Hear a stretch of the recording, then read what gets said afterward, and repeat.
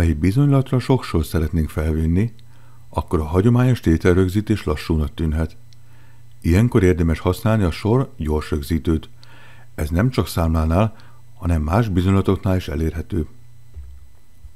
A partner kiválasztása után az eszköztáron nyomjuk meg a sor gyors rögzítő gombot, mire megjelenik a rögzítőablak.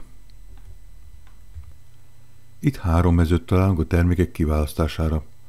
A vonalkódkeresés és hozzáadást elsősorban vonalkódra vagy cikkszámra használjuk.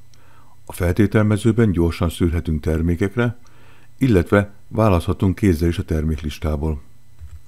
Lássuk, hogyan tudunk egyszerre több tételt is felvinni a feltételmező segítségével. Írjuk be a szűrési feltételt, például az asztalt. Ha a keresés típusa hasonlóra van állítva, akkor az összes asztalt megkaptuk a terméklistából. Nagyon egyszerűen dolgozhatunk billentyűvel is. A feltétel megadása után egyszer nyomjuk meg a tab billentyűt, majd a fel-le nyilakkal navigálhatunk. A terméken állva üssük le az Entert, és a termék már is a kiválasztott áruk közé kerül. Ha egérre dolgozunk, dupla kattintásra is ugyanezt érhetjük el. A nyilakkal és az Enterrel pillanatok alatt több terméket vihetünk fel, alapértelmezetten egy mennyiségi egységgel.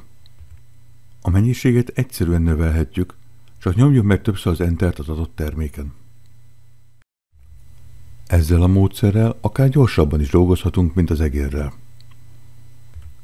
Ha inkább egyszerre növelnénk a mennyiséget, akkor kattintsunk duplán a megfelelő mennyiségoszlopába, és írjuk be a helyes értéket.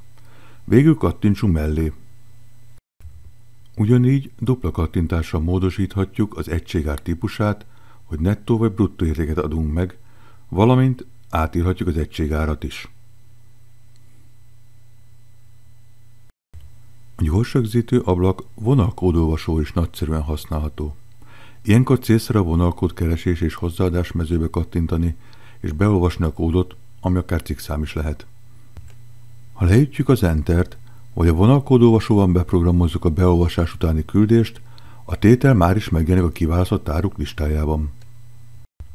Több tétel felvételéhez elég újra beolvasni a kódot, majd elküldeni, és a mennyiség már is több lesz.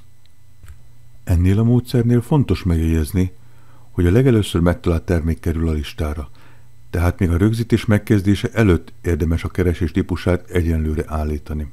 Így biztosan az a tétel lesz a bizonylaton, amire szükségünk van, és gyorsabb lesz a sorok felvitele.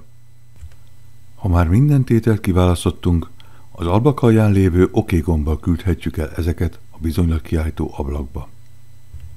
Innentől a megszokott módon folytathatjuk a bizonylat kiállítását.